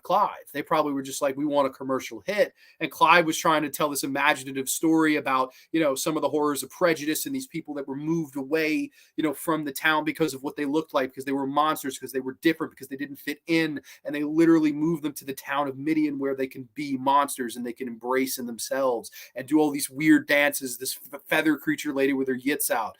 I love all the creatures. It's worth the price of admission alone just to see all the the special makeup effects guy must have had the biggest fucking time of his life on this. Like, this must have been his fucking Super Bowl. I actually like that Nightbreed poster with the terrified eyes, even though it's technically. I agree with you. I being a slasher movie fan. Look, I love slasher movies. I like the poster too. It's just, I don't understand why they thought, you thought that was going to sell it? They tried to sell it as something it fucking wasn't. And that's just false advertising. I know the title, it's not, but the poster could be a Giallo movie too. Yeah, see, we like the poster. I like the poster too. I didn't mean to bury the design if I did.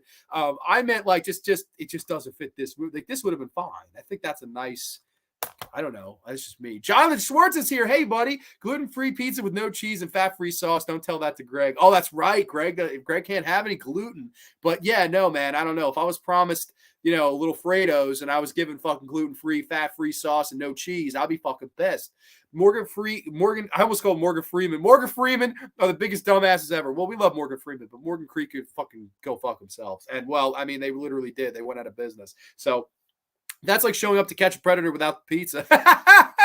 Yeah, I guess so. They just caught the fucking predator by me. They caught him because of the fucking pizza. That fucking crazy bastard. Holy shit.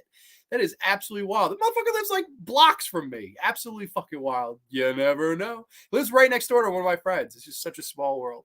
Sean, that was very funny. I agree. Gizmo's here. Gizmo, did you get a chance to see Down by the Bay? I'm curious. You were telling me you were going to watch it. I'm so curious to hear your thoughts because I know you make films too.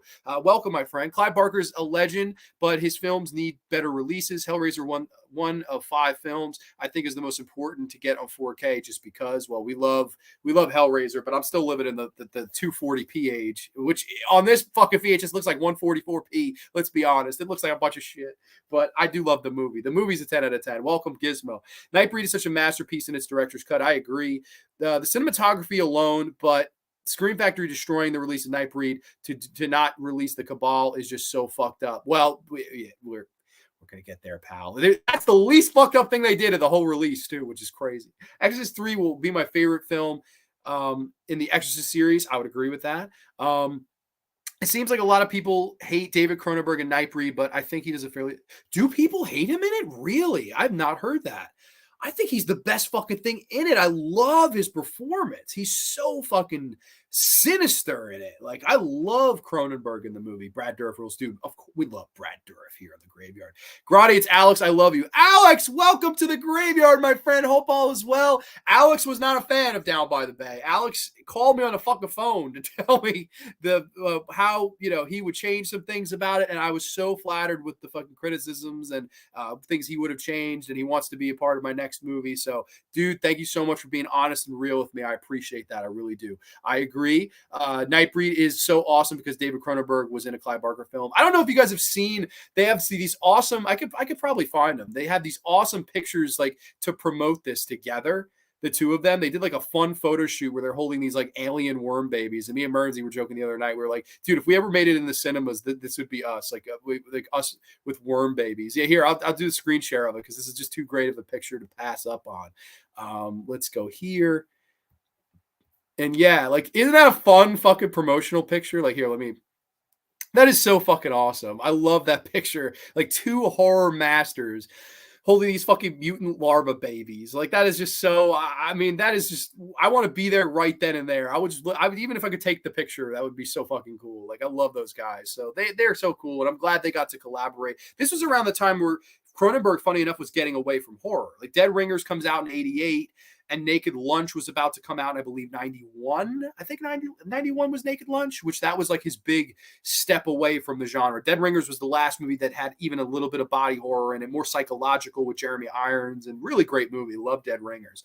But Naked Lunch was like the step departure to when he really became something more than just a horror filmmaker, if you will. Nightbreed Directors is supposed to be trash. Really? Compared to the Cabal cut, only seen 2 scenes from the Cabal cut that got cut, and it looks freaking insane. I don't think the director's cut is trash at all. I think it's the only way to watch the fucking movie. I would actually say that. Yeah, it's like Morgan Creek was trying to make Nightbreed into something it wasn't. That's right. They were trying. That's exactly what they were trying to do. They were really, really trying to do that, which is a shame. Gizmo, hey, Texas, my man. I had to jump in for a sec when I saw Grande was going balls deep into Barker. Hey, Russell. Oh, yeah, we did, man. And like I said, I'm curious if you saw the short. I would love to know your thoughts. I wish Scream Factory could have gave us a 4K for the director's cut. That's the most disappointing thing about that release. Did they fucking re-release this? I didn't know if they re-released this on 4K. I know that's their gimmick right now. So Scream Factory's gimmick right now is re-release what we already released, a Blu-ray of 4K. That's all they're fucking doing. It's that and your shitty shout selects where fucking you're going to spend $30. We're limited to 1,500 copies of Creepshow 3 and Lords of the Deep. They're charging these fucking people $30 for Lords of the Deep and fucking Creepshow 3. And these motherfuckers are paying it. Oh, if I could shake someone, if I could fucking get somebody fucking mental fucking therapy, I would, or a psychological exam. It would be the people that are fucking spending $30 on Creepshow 3 Blu-rays from Shout Select and or fucking buying Lords of the Deep on fucking $30 fucking Scream Factory Shout Selects. You are fucking insanity for Nightbreed. Haha, at that picture. I love that picture too, right? Can imagine they had a lot of fun on set, those worm babies. Oh, of course. Yeah, Nightbreed has a 4K without the director's cut in 4K. So they re-released this in 4K, but it's the theatrical cut. Am I correct? Okay, here, wait. Okay, it's only what the fuck? What? That is so fucking stupid. You're kidding me. Oh my god, I'm glad to know this. See that they lost me at the original controversy for this. I didn't even know there was a new controversy. Holy shit. This fucking Shout Factory never ceases to fucking piss me off. Love the director's cut, but I've never seen the Cabal. Was just saying that I've heard the Cabal cut is even better. My Norwegian English is sometimes off. Dude, no worries at all, my friend. Saw a YouTube video with Clive Barker interview talking about his paintings. Oh, that's cool. But I guess, you know what? I guess that's a perfect segue since we're talking a little bit about Scream Factory. Let's talk about this movie's release. So it was a long time coming, and fans of this, had always done the Fable fan cuts of the Cabal cut to this over 3-hour, work print-esque version of the movie that they would show at conventions and cult parties. This movie became a big cult movie because, Clive, of course, told the stories after that he was disappointed with it.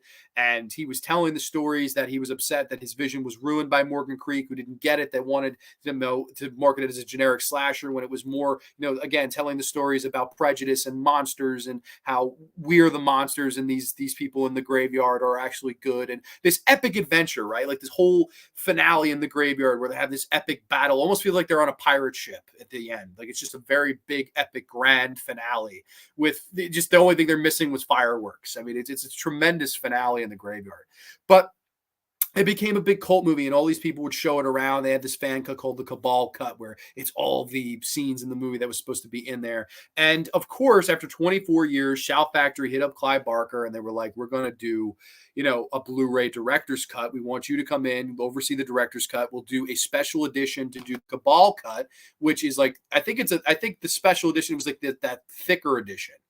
That was what was on the thicker edition. There was the normal standard blue, the normal standard DVD, and then the fucking the thicker cut. That was supposed to be the Cabal cut, like the giant. It was like $65-$70 at the time, which in 2014 was fucking absurd. It's absurd now. It was even more absurd then because I remember when that happened, people were like $65 fucking dollars for Nightbreed. And I remember to this day, I'm like, what the fuck? Like that was fucking crazy. And what happened was the thick edition was limited. And there was a big, big, big mistake by the warehouse at Scream Factory. And they shipped out some of the limited editions to people who ordered the standard editions like this. Now, I never ordered it. I never got in on it. I got this from a friend that doesn't like the movie. Funny enough, it was the same guy who did the Candyman episode with Don Nice. He hates Nightbreed, bought the director's cut Blu-ray thinking he'd like it, hated it, and sent it to me. So I never fucking gave a dime for this. And I'm glad I didn't because this whole thing was a disgrace. And we're getting into it now because I mean, it's the big reason why I think Shout Factory will forever have egg on their face. They mistakenly sent these thick special edition $65 limited pressings of this to people that ordered the standard, and some of the people who ordered the standard got or ordered the special edition got the standard. They mixed up the releases and some of the shipping. I mean, it happened to quite a few people where quite a few people they ordered this and got that. And, at the time, listen, shipping errors happen. When that happens, you have to bite the bullet, spend the extra money, and print more of the fucking limited releases because, listen, you fucked up in the warehouse. I'm not sending shit back because you fucked up. Listen, if I ordered this and you sent me the special edition that's $45 more, I'm keeping it. That's your fucking mistake. What they did next is why I fucking don't like them anymore. What they did next was either email. They went to the extent of calling people.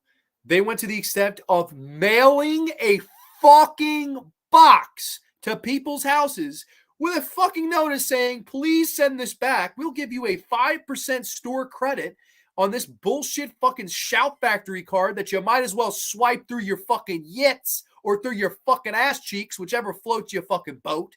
They sent people boxes to send the fucking special edition back because they were fucking incompetent in their own fucking warehouse and accidentally sent the special edition to people who ordered the standard edition instead of biting the bullet and saying, hey, you know what, we're going to lose a little bit of our profit here, even though we're already overcharging people with a $65 fucking price tag, and instead decide to make it like it was something that we had done wrong as fans. Oh, you got this by mistake? You should send it back in this fucking box. You know what I would have done if they sent that fucking box to my house? I would have spread my fucking ass cheeks, taken a shit in your fucking box, packaged that son of a bitch up real nice, and sent it right back to fucking Shout Factory headquarters, bitch.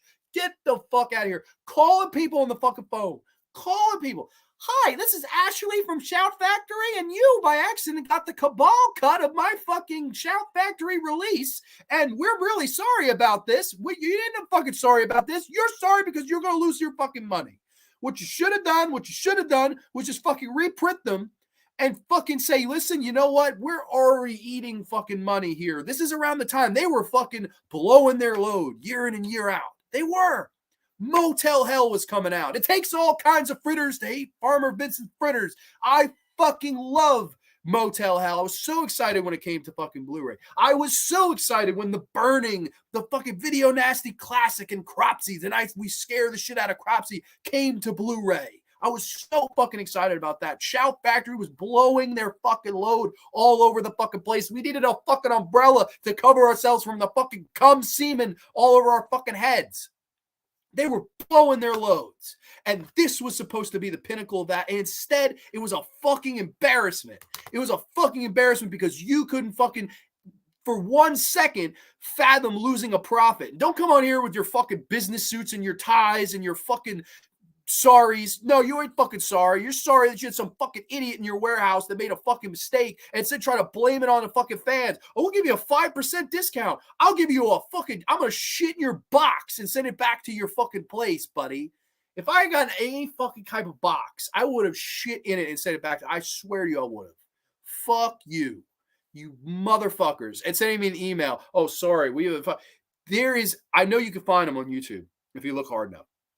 Like people that recorded the answering machine messages that fucking, this is Ashley from Shout Factory and we fucked up and we don't want to lose our $45. Fuck you. Fuck your $45. Go fuck yourself. Absolute disgrace that forever tarnished their fucking company for me because that you see the type of people that run that company. They're fucking greedy. And I believe the people that were in charge then are not in charge any longer. I believe it was bought by new owners, and these new owners are fucking releasing Creepshow 3 and fucking Lords of the Deep on fucking Blu-ray high def for fucking $30 special edition, limited to $1,500. If I get the fucking special edition of Creepshow 3, should I send it back in the box? Should I take a shit in your box? What should I do? The box, you opened it, we fucking came. You came all over yourselves and you blew your loads too fucking early, Shout Factory. Get the fuck out of here with your fucking gimmicks of re-releasing your fucking Blu-rays and 4Ks. Fuck you. You're a bunch of shithead, greedy motherfuckers. That's my piece. That's my piece. I just, like, I wanted so badly. When I remember this was coming out, I was like, oh my God, I'm so excited for that. And then when all this shit was going on, I'm like, dude, how could you fucking support them right now? I can't do it. I can't rightfully do it. That's so fucked up that they did that, man. That's just fucked up. I don't like that they did that and forever soured me on their shitty company. With all that being said, with all of that fucking being said, I'm so happy that they did release the director's cut. And that if there's a positive, if there's a fucking glass that's half full, if there is a pot of gold at the end of the rainbow, it is the fact that we finally do get the director's cut that is approved by Clive Barker himself. And we finally do get to see the vision that Clive had intended.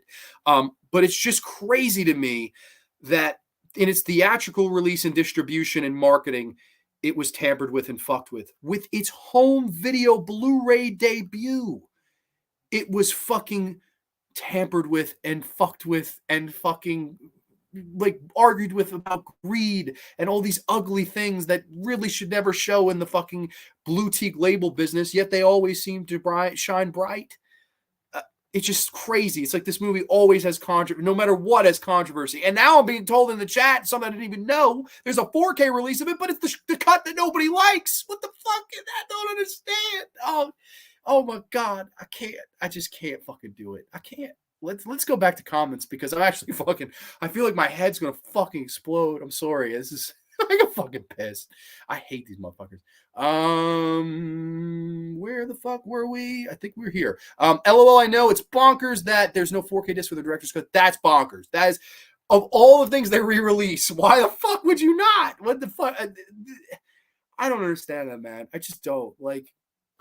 They must have fucking idiots running that motherfucker. Let's release Lords of the Deep. Lords of the Deep is the worst underwater horror movie I've ever seen. I watch a short after work. I'm going out to now filming. I write you on the video later. Oh, thank you so much, Gizmo. I appreciate that. And good luck and best on your short, man. That is fucking awesome, man. Congratulations. And congratulations on being a new dad, man. Congrats. I'm very, very happy for you. Hello, buddy. Anthony Chobot is here. He loved Down by the Bay. He told me earlier. 93 subs on my YouTube channel. I had a steak and pasta. Did Pepsi beverage for dinner. Hey, you drinking Pepsi? You, my guy, I'm drinking Pepsi. Cheers to you, man. Cheers. 983 subs, buddy. I think you'll be by 1,000 by next week. I think that's, or even by the end of the weekend. That's fantastic, man. Congratulations. Gizmo, watch out for the thing. The thing. Oh, okay, I got you. What's up, Anthony Chobot? #1 YouTuber in the world. He says that in his intro. Very cool stuff. I love that. It reminds me. I don't know if people remember Funaki. There was this wrestler called Funaki. This is Funaki, SmackDown #1 announcer. I loved Funaki. He was great. Let's see, thicker cut. It was. I don't know. I don't remember what it was called, but it was like a fucking. It was like really thick. I mean, if you had that, you were loaded at the time. I was in high school when this was going on. I remember going to the convention and some guy had it sealed. It was like $200. I was like, bro. I was like, really? Like fucking, I mean, granted it's not his fault. That's what fucking the sellers do. Russell, nothing here except my freezing thing that I have a hard time to find if it gets any colder. Oh, it's cold there. Okay. It's cold out there. Okay. Interesting. It's not too bad here. I ordered the limited edition box set for Nightbreed, but I honestly think the quality of the box itself was terrible quality with the material for Nightbreed. Oh shit. So, okay, here we go. Sean Blue. So let me ask, okay, that was, if you can remember, was it $65? Because that's what my memory serves. I believe this was 20 to 25, and that was like 65. It was like a $45 difference. What was the what did they have, like a standard version of the Cabal cut, the 3-hour cut? Because I know they obviously had these two, but what was the additional, like the $45 part of it? Like, I know it was only one extra disc, which at the time we were, what the fuck is on that disc? I thought the Cabal cut, but maybe I'm wrong. I don't know. I never got it, because if I fucking got it, I would have took a shit in the box. Mary Rodriguez, I think Mary Rodriguez enjoys my rants. She was telling me she enjoys the ranting, so I'm happy to entertain you. Yeah, fuck you. Dude, if you mistakenly send me the special edition of something, that's on you. I've done nothing wrong. I'm keeping it. That's it. The same thing when there's a pricing error. Remember when they did the pricing error for that black Halloween set where it was like Halloween's 1 through Rob Zombie's number 2. Number 2, there you go. Fucking, they did the pricing error on TCM. Do people remember that? I love the blue tea community. It's just so fun. Like, it's like, oh, it was supposed to be $129.99. They posted it for like $19. No, it was $119.99, and they actually posted it for $19.99. And some people got in on the pricing error. They got that whole box set for $20. Again, if you fucking accidentally put that as the price and I purchase it and you send it to me, it's mine. I'm not paying another $100. How cold is it? I live in the Great White North. Oh, another Canadian in the house. The rant for the ages. Fuck yeah, fuck them. But yeah, no, these motherfuckers, you bunch of motherfuckers. You are. Oh, Shout Factory is my favorite. I get it if they are at the time. At the time, they were. They really, really were. Like, there's no doubt.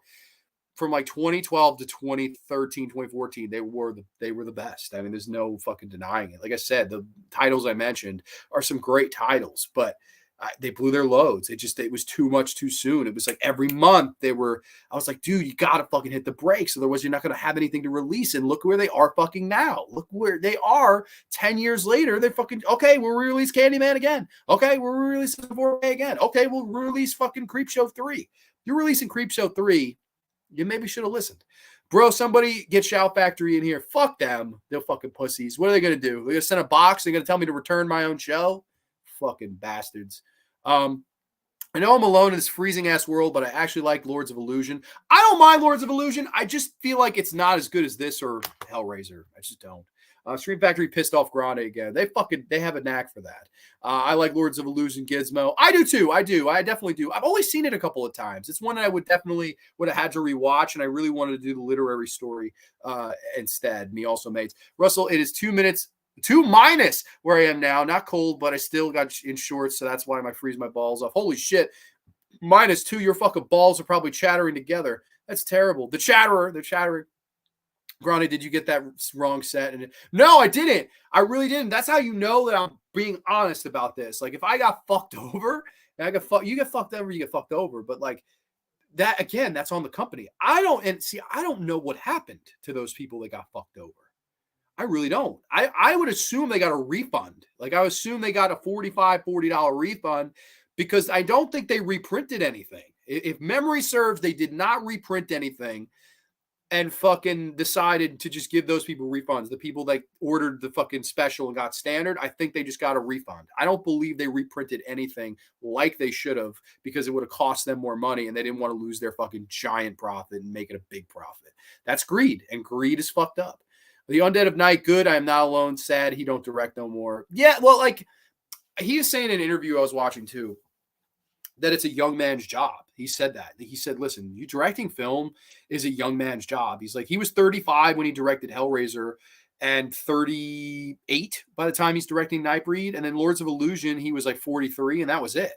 I think he's right. I do think it's a young man's job. I don't think people over fucking 50 should be directing movies. But then again, you know, some of them do it. Like Martin Scorsese's in his fucking 80s and he's directing movies that, you know, are going to set the world on fire. So I don't know who am I to say, but I got what Clive was saying. Like I agree with him. I do think it's a young man's job. He's like, you got to get up, you got to work crazy hours. You got to learn to sleep on 3 hours, 4 hours of rest. You got to work with actors who sit in the makeup chairs. For this movie in particular, they sat in the makeup chairs from 3 to 9 every day, 6 hours in a makeup chair, worked 12-hour days, so 9 to 9, and then an hour and a half to get the latex off. So that's 3 a.m. to 10:30 p.m. of either being in makeup or working. That's all that time. And then literally going to bed, which whatever your fucking commute is, who knows? Let's say at the best, go to bed at 11 o'clock to get back up again at 3 o'clock and do the whole fucking thing over and over and over again. That's what it is to make a movie. You really have to be committed to it. You have to be married to it. And I agree with what he means. You have to be young. I mean, maybe not the word half, maybe that's too strong, but I think you should be fucking young if you're going to go out there and be making something as ambitious as this. I would think that. I would say that. No disrespect to anyone who's over 50 in the house. I don't mean any disrespect. I agreed with his point. Lord of Illusions is awesome, especially with its director's cut. Oh yeah, no, I've really got it. I feel bad I've left it out now, to be perfectly honest with you. It seemed like people would have liked me to talk about it. I didn't rewatch for show prep, so I don't want to give a half-assed review. Schauberger also messed up the Friday the 13th set. That's right, fucking 3. One human error is understandable, but to make 3, and that was like their biggest box set they ever did. Like that really was the biggest box that they ever did. And to mess up 3 times, it's unacceptable. It is. It just is. I know a lot of people tell me, Sean, that like I'm harder than them. I'm unfair to them. You know what? Maybe I am a little bit harder on them. But like, listen, you get all this praise, you get all this fucking hype, man. I will judge you a little bit harder. Like you shouldn't fuck up 3 times on your biggest box set ever. You should make sure every fucking minuscule, minute thing is fucking set, and it just wasn't. I don't know. It's unacceptable. It is. I'm sorry. You demand all of this fucking money from me. I demand a good product from you. I don't think that's too obscure or out there to fucking ask for. I never seen the director's cut of Lord of Illusions. Do you know if that was included in the new Umbrella release? That's Australian, I believe, is Umbrella. Shit in my box, R-rated in select theaters, October 20th. That's my sequel, the Down by the Bay, Down by the Box. You give me some good ideas. Yeah, fuck you. Yeah, if you have an enemy, just take a shit in a box and send it to him. Why not? What the fucking not? The boxes, they had to send like bigger boxes to fucking have people send it. I'm like, dude, like, all of the fucking shipping, just to ship a box to somebody's house that they're not going to return, you're losing that money. Like if your whole mentality was to not lose money, I would assume they lost even more doing that. Granted, probably not extreme, but still. Step 1, put your shit in the box. The box, you opened it. We shit. LO, the turd box, you brought in, and we took a shit on it. It's the truth. If anyone had done that to me, I would have freaked. You gotta be joking. Sorry I'm late. Clive Barker's a legend. What a time to drop by. Nate, the Explorer of Horror, Hellraiser set is on the way. He got the 4K quartlet. What was it? Fucking set of 1 through 4. Very cool. Down by the bay. Nate really liked the movie. Thank you so much, Nate. I appreciate that, man. Wow, this is a lot of comments. I'm sorry. Sup? What's up, good brother? Ghostface Brett's in the house. If you are a fan of the latest Halloween movies, Brett is reviewing a lot of them on his channel. He just did a review for Halloween Ends. If you guys are a fan or hate the movie, totally check it out. Brett does awesome reviews. What's up, everybody? Pepsi will still tear your soul apart. Well, my soul is being teared apart right now, and after it's teared apart, I think I take a big shit in a box. What do you say, Gizmo? When you're done shivering and chattering your balls off, let's take a shit in the box. I thought so. Okay, I thought it was 65. Remember that it was just extra features with a booklet. So you charge $45 more. And requested people send this back in a box and called them on the fucking phone or offered them 5% for one extra features disc and a booklet and a shitty cheap box, judging from what Sean Blue told me. Are you fucking kidding me? It makes it even worse. I always thought it was in the impression at the time that the Cabal cut was that. It was like, okay, it makes sense. So you're gonna do a box set, you're gonna have 3 different fucking cuts of the movie. Like, this is we're gonna blow our load. You didn't? You fucking didn't blow anybody's load? I get a fucking booklet with every Arrow set I buy. What are you fucking talking about? And then one extra features disc? What am I going to do? So I can see the fucking lighting supervisor have an 11-minute interview? Oh, it was working with Clive Barker. It was incredible work, and I had a great time, a grand time. Fuck you. The fuck out of here.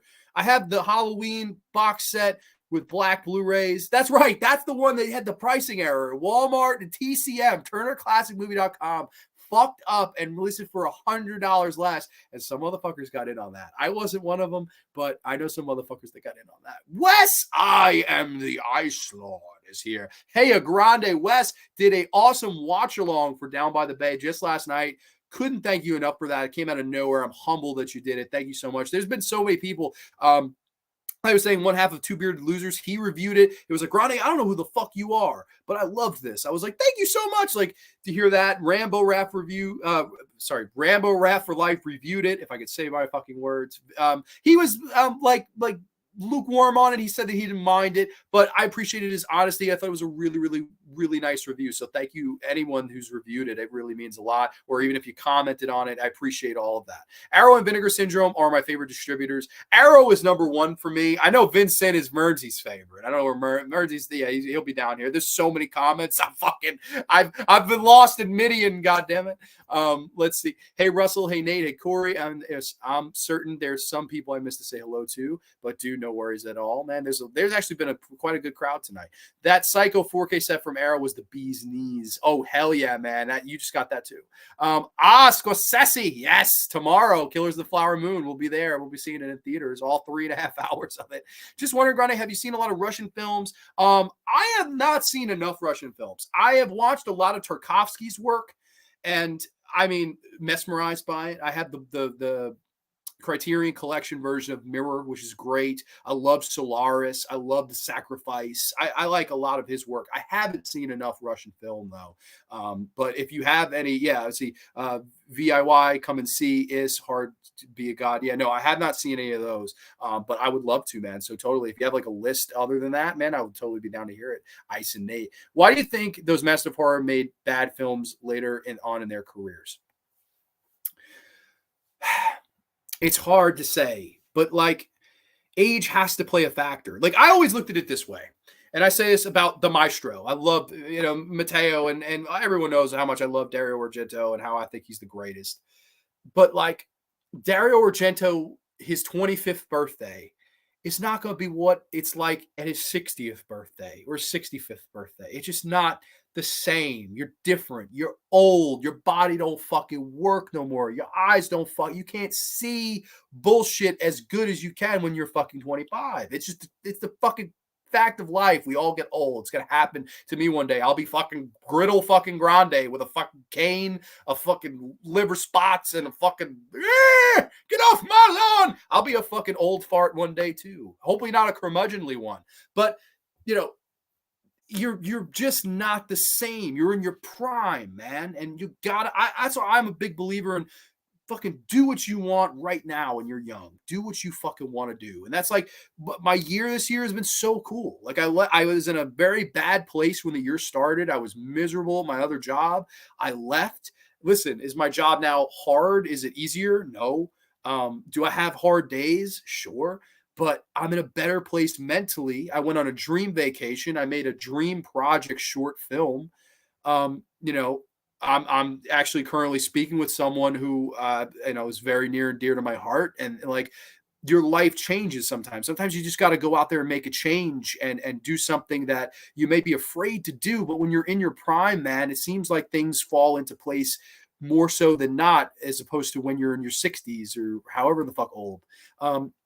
So that's why I think so. I really think that, when the older you get, you're not the same. You're not in your prime anymore. There's a reason why, even look at sports players. Was Tom Seaver as good as he was at the end as he was at the beginning? No. Was Johan Santana? No. Was fucking, name anybody. There's very few guys that are great when they end as they are when they started. It's just very, very few and far between. Scorsese's an exception. I mean, the guy is not taking a dip. But yeah, look at Carpenter, look at fucking Romero, look at all these guys I fucking love. It just didn't pan out. Toby Hooper, it's a hard pill to swallow, but that's what happened. Arrow Video and Criterion Collection are the best companies releasing classics and gems. Oh, totally, man. That's a great, great statement there. Scorsese, new film is really good. Oh, you already saw it. Very cool. I'll see it tomorrow night. I'm very excited. I heard people put dirty cat litter in Amazon boxes for those people who steal packages. Would be hysterical for the robber's reaction. I would love to know Shout Factor's reaction if somebody sent a shit back to them. Did you ever see a fellow drinking Maliella? Let me do that in a dusty voice. Did you ever see a fellow drinking Maliella? Am I putting faith on it? Down by the bay. Brian White's in the house. Welcome, Brian. What did I miss? What did you miss? Oh my God. You only missed a fucking intense John Grande rant of Shout Factory where I shit in a box. Not really, but said I would. We used to see Down by the Bay overnight kids camp, bleeding hell, I'm old. Dude, you're not old. That's so fucking cool. I love that. And then you were overnight kids camp, and then we tell that story around the campfire. I think that's so cool. That must have, I would love to know if it brought you back. Hey, Internet, Eric's here. Eric, hey, my dude, just dropping to wish you well. And since it's Clive Barker, show some love for Lords of Illusion. Welcome, Eric. Shout out to your buddy, Fretzy. I don't know how to say it. He reviewed my short movie, and it was so cool of him. So shout out to him. Really, really nice guy, and I really appreciate the nice things he said about me in the short. So Eric, always great to see you, man. Hope all is well. I need that Super Mario movie in 4K. Yes, I know. Talk to the hand. And I also love Howard the Duck, but for all the wrong reasons. Well, Gizmo, no worries, man. We all like what we like. VS for life. Hell yeah, man. Could I review it? I would love if you reviewed it. Please. For all the fucking intents and purposes in the world, anyone wants to review that fucking short movie I did, please fucking do. I would love, even if you hated it, I would love for you to review it. It's like, I just think it's so fun. Like, we fucking did it. We made something. We went out there and we did it. Like, whether people disliked it or not. I did. I had a few people that were like, I didn't like it. That's totally fine. Please tell me why. Let me know what I could do better next time. Like, I'm all for it. I didn't take any criticism or anything badly. I think it's just such a fun opportunity. Like, how cool is that? We went out there and we did something, man. It feels good. Major points to Hellraiser 3 shirt. First Hellraiser movie I ever saw, and it's my favorite. Oh yeah, buddy. We got the long sleeve Hellraiser 3. Does it say anything on this? I think the sleeve, you got Pinhead screaming there. And then, it does say something. What the fuck does it say? I am the way. That's what it says in the puzzle box. And then on this sleeve, you got the CD-ROM throwing Cenobite, which is fucking funny, man. Wow, these comments are fucking wild. I'm trying to catch up. Come and See was very brutal and very sad. Okay. Howard the Duck, great film. Howdy, Eric.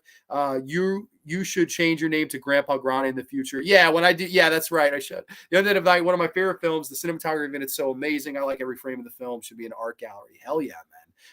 Every frame was art. Timestamp for the rant, anyone? Everyone's like, fucking, they want to hear that? But if you did hear, I would love if you reviewed it. That would be humbling, man. Kubrick, Tarkovsky, Kurosawa is exceptions. They made masterpieces. That's true. That's totally true. But Kubrick and Tarkovsky really didn't make that many quantity. Like they didn't. Kurosawa made more than both of them, I think. Like Tarkovsky died so young. Tarkovsky died in like the early 80s. He was really young when he died. So Kubrick made what, 13 films, right? You have Fear and Desire, The Killing. I'm not going to run through his whole fucking filmography now. I will one day. I should do a Kubrick special. But yeah, Kubrick only made 13 films, so I guess it was quantity over quality type of thing. Creeporama. It's Creeporama. Thanks to you, actually. You recommended them. They did Last House on the Left, and then I saw they did Hellraiser at 1, 2, and 3, and I said, I got to get number 3. So we went off on the longest tangent of all time. I apologize. Back to Nightbreed. It's so weird. I feel like weird getting back into this fucking review now. I feel like we went so off the fucking rail, so I apologize. But to be honest with you, I do love this movie. I think it has a great imagination and a great heart to it. I think Clive Barker did a really, really wonderful job directing. It's such a shame that I do believe that this did sour him on Hollywood. Like, I believe this is the reason he only ever did one more movie as a director. I know he says it because it was his age, but like, I don't know. I think that when your studio dabbles into your vision this much and destroys it like they did, it's a true shame. It really is. I think it soured him on the business. And like, I don't know. I just love the finale of this where they're in the graveyard fighting this fun, epic battle between cops and monsters alike. And the fun finale battle between Craig Sheffer and David Cronenberg as they're fighting with the machete. And it's just this great, epic, grand feel to it. I really enjoy how this movie kind of wraps up. I think it's very, very interesting and very well done. Of course, I thought the best thing about this movie is the finale. And this, of course, this is only in the director's cut now, so is what it is. The Nightbreed are kind of like waiting in a farm. And, you know, you see, it's almost like it's like dusk. Like you can see the moon just slowly but surely in the background.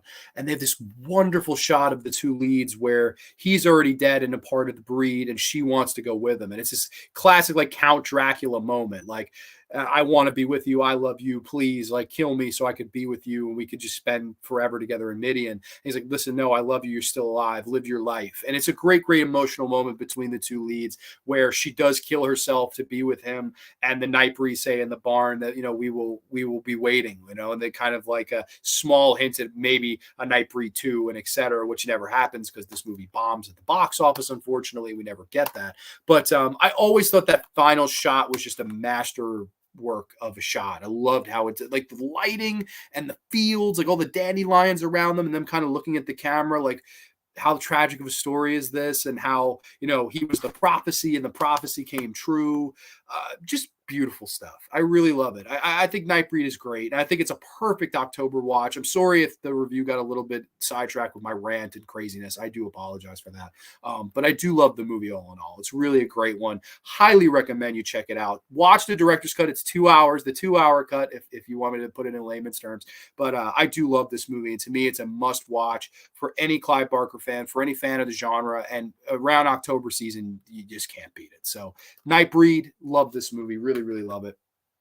Let's go back to comments. You're getting a review from Wah when it drops is a surprise. I thought you were gonna say it drops at sunrise. It's fucking that would be fun to do. I think Rambo's dropped it at like 4 a.m. I was like, holy shit.